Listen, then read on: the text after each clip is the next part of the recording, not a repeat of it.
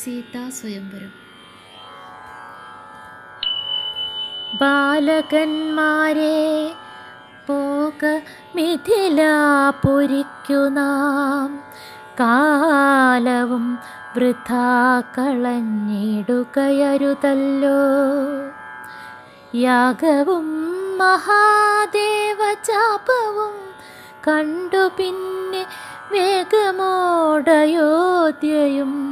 പൊക്കുതാതനെ കാണാം. ഇത്തരമരുൾ ചെയ്തു ഗംഗയും കടന്നവർ സത്വരം ചെന്നു മിഥിലാപുരമകം പുക്കു. മുനിനായകനായ കൗശികൻ വിശ്വാമിത്രൻ മുനിവാടം പ്രാപിച്ചിതെന്നതു കേട്ട നേരം, മനസ്സി നിറഞ്ഞൊരു പരമാനന്ദത്തോടും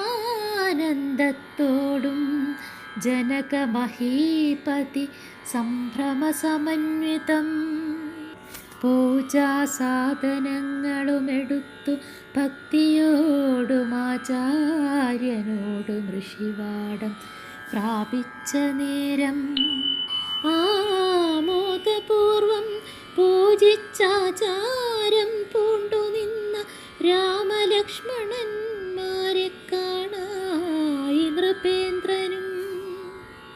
ചന്ദ്രസൂര്യന്മാരെന്ന പോലെ ഭൂപാലേശ്വര നന്ദനന്മാരെ കണ്ടു ചോദിച്ചു നൃപേന്ദ്രനും. കന്ദർപ്പൻ കണ്ടു വന്ദിച്ചിടിന ജഗദേക സുന്ദരന്മാരാമിവരാരെന്നു കേൾപ്പിക്കണം. നരനാരായണന്മാരാകിയ മൂർത്തികളോ നരവീരാകാരം കൈക്കൊണ്ട് കാണായതിപ്പോൾ, വിശ്വാമിത്രനുമതു കേട്ടരുൾ ചെയ്തിടിനാൽ, വിശ്വസിച്ചാലും മമ വാക്യം നീ നരപതേ. വീരനാം ദശരഥൻ തന്നുടെ പുത്രന്മാരിൽ ശ്രീരാമൻ ജ്യേഷ്ഠനിവൻ, ലക്ഷ്മണൻ മൂന്നാമവൻ. എന്നുടെ യാഗം രക്ഷിച്ചിടുവാനിവരെ ഞാൻ ചെന്ന് കൂട്ടിക്കൊണ്ട് പോന്നിടീനേനിതു കാലം. കാടകം പൊക്ക നേരം വന്നൊരു നിശാചരി, താടക തന്നെയൊരു ബാണം കൊണ്ടെയ്തു കൊന്നാൻ.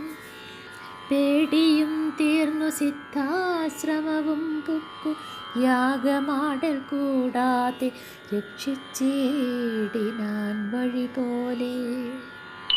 ശ്രീപാദാംബുജരജസ്പൃഷ്ടി കൊണ്ടഹല്യതൻ പാപവും നശിപ്പിച്ചു പാവനയാക്കിയിടിനാൻ. പാരമേശ്വരമായ ചാപത്തെ കാൺമാനുള്ളിൽ പാരമാഗ്രഹമുണ്ട്, നീയതു കാട്ടിയിടണം.